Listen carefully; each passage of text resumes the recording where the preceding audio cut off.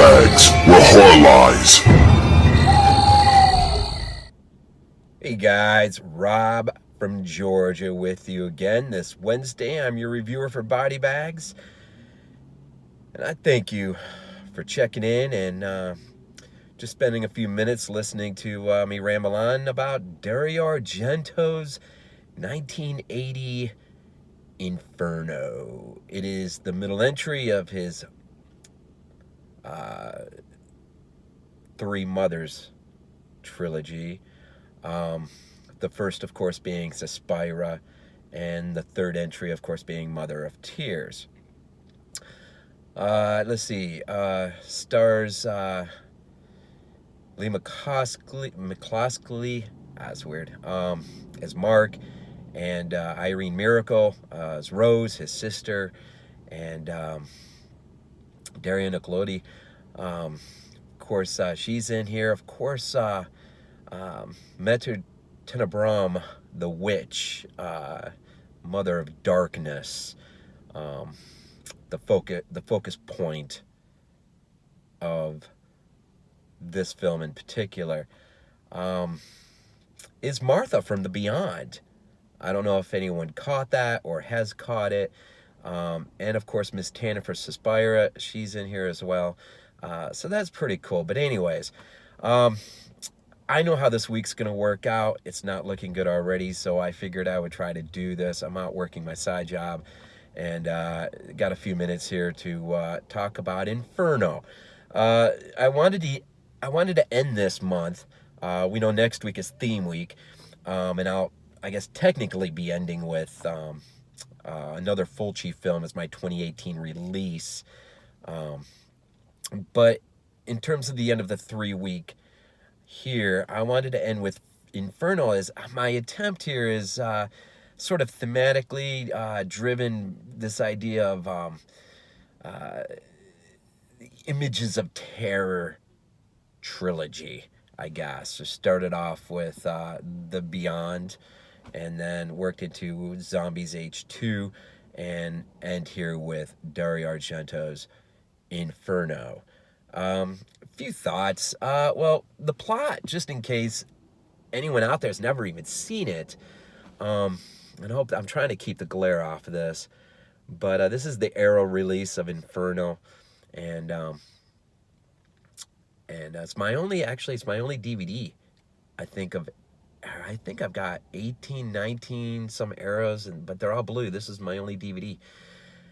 But anyways, the second entry picks up with the witch who is in New York, Metu Tenebrum.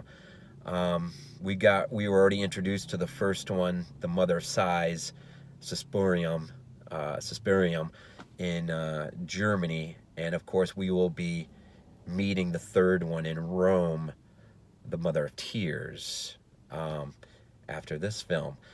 But here we have, basically, as Dario mentioned or has said in interviews, it's a Hansel and Gretel sort of tale. Unlike his vision of for Suspira, which was more Snow White and the Seven Dwarfs, kind of a Snow White thing here. Here it's more of a Hansel and Gretel. And I don't know how much that really comes through or not, but Mark and his sister Rose really, they're meant to kind of flesh that idea out. And so Mark is in Rome. He's a music student, and his sister is in New York, coincidentally, or maybe not so coincidentally, staying in the very building where one of these mother resides. And she, at the very beginning of the film, this is another film that is heavy image driven. Now, it does attempt to give us much more explanation than the previous entry, but it's still image driven. And but real quick, right at the beginning, we're introduced to Rose, who has found herself a copy of the Three Mothers book and is reading it, and very quickly realizes that she just may be living in the same building as this witch. And so very quickly, very fast-paced, we're with her as she begins to investigate, which at the beginning of the film, quite frankly, I think it's one of the great achievements of this particular entry is the underwater, the cinematography that takes place underwater. She begins to investigate the cellar. She finds a way down, and outside of the building, she goes down the staircase, and she sees a pool of water. And as she's looking into it, her keys fall in, and so she's forced to ultimately go in. And what we're submerged into is like a ballroom.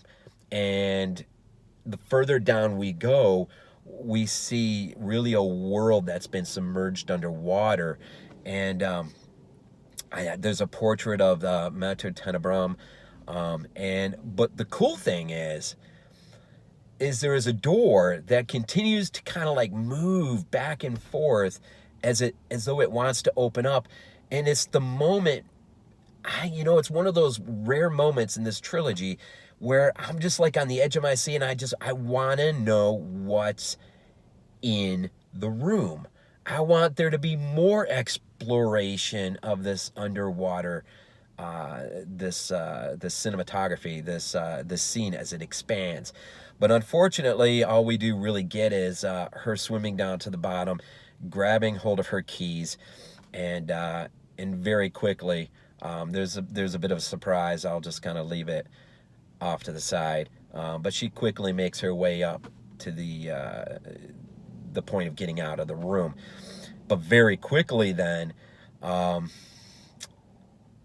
Mother of Darkness is very quick on this notion that someone is snooping just a little too close, a little too fast. And in order to maintain secrecy, maintain the sanctum of a place that she can reside, of course, the forces of darkness are unleashed very quickly. We're then catapulted to Rome, where we catch up with Mark, who eventually will receive a letter from Rose, sort of detailing some of the things that she suspects.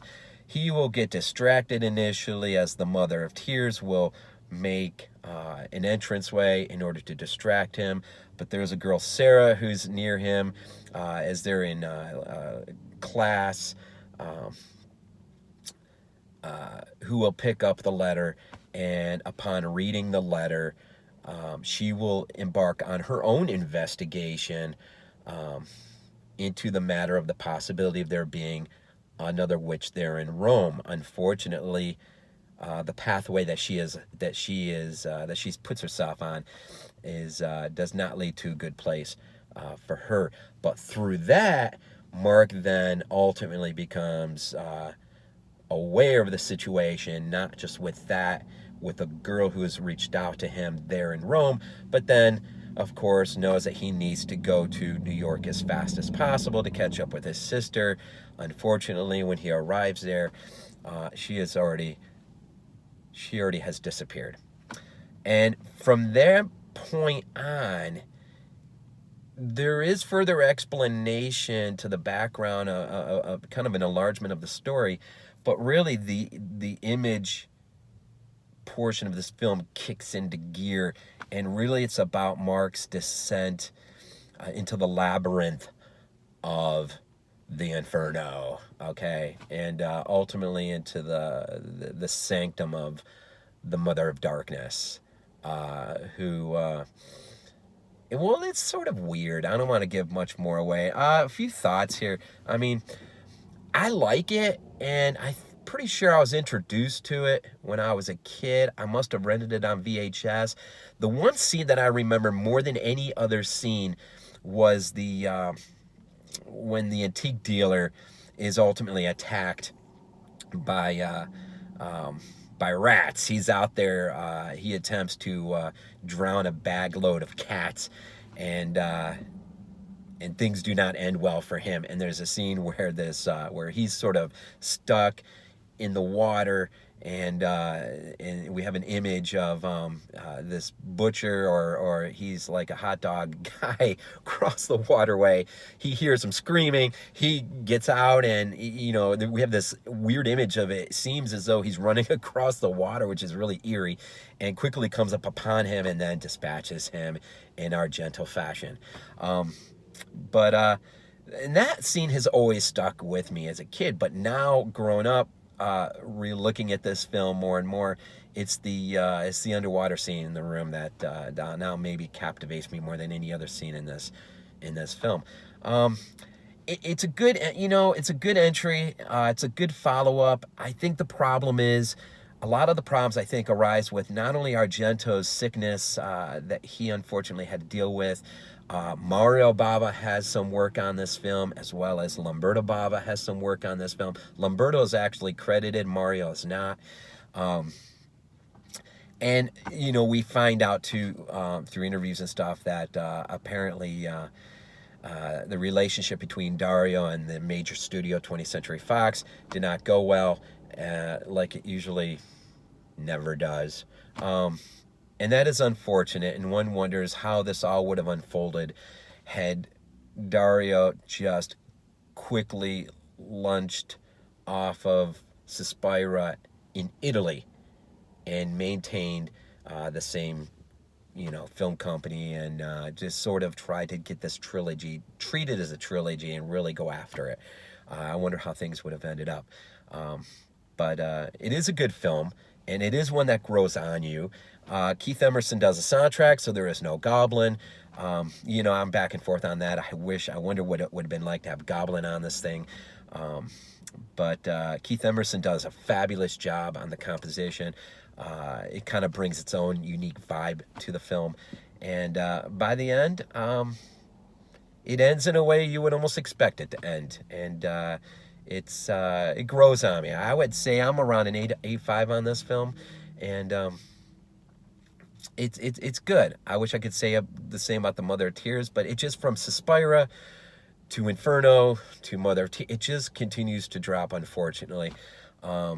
Unlike Fulci's Gates of Hell trilogy, I don't think Dario's trilogy is quite as solid, unfortunately. And I wish it were, but it is good nonetheless. And so I may have to give Fulci the nod on his trilogy. Ultimately, it's an entire vision, I guess, in all three pieces. But check it out if you haven't. It's worthwhile, and some Easter eggs in there. Well, in terms of some of the surprise, in terms of some of the actors that are in there that you might not have been aware of. And Inferno. This will wrap up these 3 weeks of just films that are driven by images over the mere mechanics of plot. And hopefully, I hope maybe you look at these films just a little bit differently, with the few words I've given. So anyways, I'll end it here. VHS82 apostrophe, again, Rob from Georgia. And as always, go Bills.